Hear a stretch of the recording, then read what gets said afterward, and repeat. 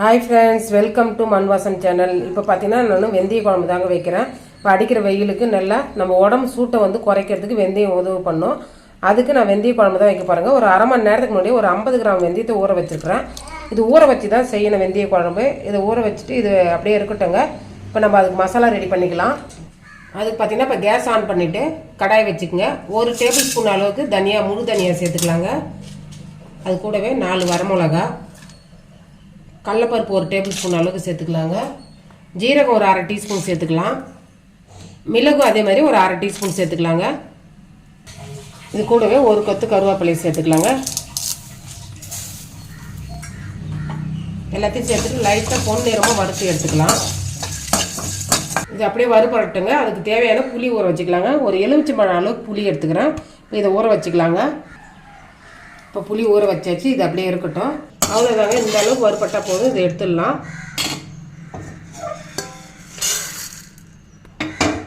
இது ஆறுனதுக்கப்புறம் இது பொடி பண்ணி எடுத்துன்னு வர வேண்டியதாங்க. இப்போ கேஸ் ஆன் பண்ணிவிட்டு நான் மண் சட்டி தாங்க வச்சுருக்கிறேன். நீங்கள் வானலில் கூட வைக்கலாம். இது நல்லா சூடு ஏறட்டும்.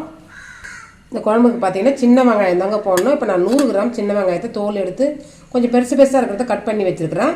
சின்னதாக இருக்கிறத அப்படியே போட்டு வச்சுக்கிறேங்க. 2 பச்சை மிளகா, 50 கிராம் பூண்டை வந்து தூள் எடுத்து வச்சுருக்கிறேன். அது கூடவே பார்த்தீங்கன்னா 2 தக்காளிங்க. இது கட் பண்ணல. இது அதுக்கப்புறம் கட் பண்ணி சேர்த்துக்கலாம். எண்ணெய் சேர்த்துக்கலாங்க. நல்லெண்ணெயில் தான் இந்த குழம்பு வைக்கணும். நல்லா தாராளமாக ஒரு 1.5 குழிக்கரண்டி அளவுக்கு எண்ணெய் சேர்த்துக்குங்க. எண்ணெய் நல்லா காஞ்சிடுதுங்க. கடுகும் உளுத்தம் பருப்பும் சேர்த்துக்கலாம். அது கூடவே ஒரு 1/4 டீஸ்பூன் ஜீரகமும் சேர்த்துக்கலாம். கடுகு நல்லா வெடிக்கிட்டேன்னு பூண்டு சேர்த்துக்கலாங்க. கட் பண்ணி பச்சை மிளகா சேர்த்துக்கலாங்க.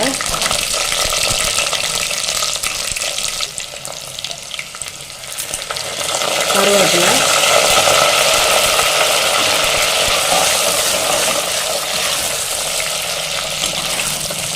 நல்லா பூண்டோடைய நிறம் கொஞ்சம் நல்லா மாறினதுக்கப்புறம் நம்ம வெங்காயம் சேர்த்துக்கலாங்க. இதில் இந்த அளவுக்கு நிறம் மாறினது. இப்போ நம்ம வெங்காயம் சேர்த்துக்கலாங்க. இதில் இந்த அளவுக்கு வெங்காயம் வதங்க இப்போ தக்காளி கட் பண்ணி வச்சுக்கிற தக்காளி சேர்த்துக்கலாங்க.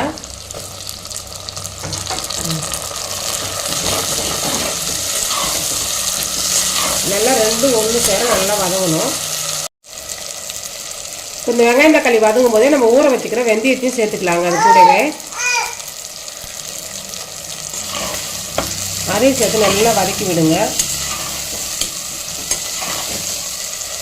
இப்போ தேவையான உப்பு சேர்த்துக்கலாங்க.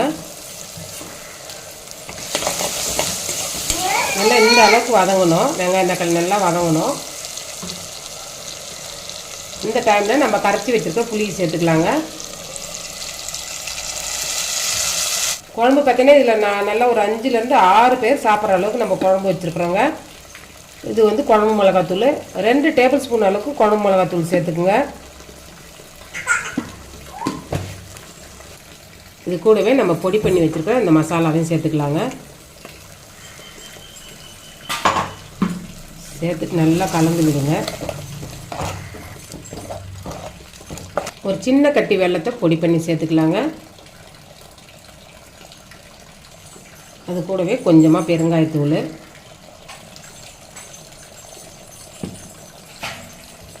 எல்லாத்தையும் ஒன்று சேர நல்லா கலந்து விட்டுட்டு அடுப்பை வந்து நல்லா மீடியம் ஃப்ளேமில் வச்சுட்டு நல்லா கொதிக்கட்டுங்க. அந்த எண்ணெய் பிரிஞ்சு நம்ம ஊற்றுன எண்ணெய் வந்து பிரிஞ்சு வர்ற அளவுக்கு நல்லா கொதிக்கணும். இந்த குழம்பு பார்த்திங்கன்னா 4லேருந்து 5 நாள் கூட நீங்கள் வெளியில் வச்சு சாப்பிட்லாம். கெட்டே போகாது. இது அப்படியே கொதிக்கட்டுங்க.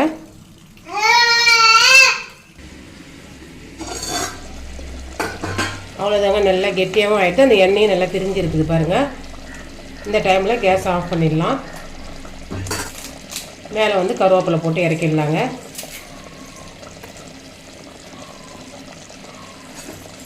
அவ்வளோதாங்க. சுவையான வெந்தய குழம்பு ரெடி ஆகிடுது. இந்த ரெசிபி பிடிச்சிருந்துன்னா மண்வாசன் சேனலில் லைக் பண்ணுங்கள், ஷேர் பண்ணுங்கள், கமெண்ட் பண்ணுங்கள், சப்ஸ்கிரைப் பண்ணுங்கள். பக்கத்தில் இருக்கிற பெல் ஐக்கானையும் கிளிக் பண்ணுங்கள். தேங்க்யூ.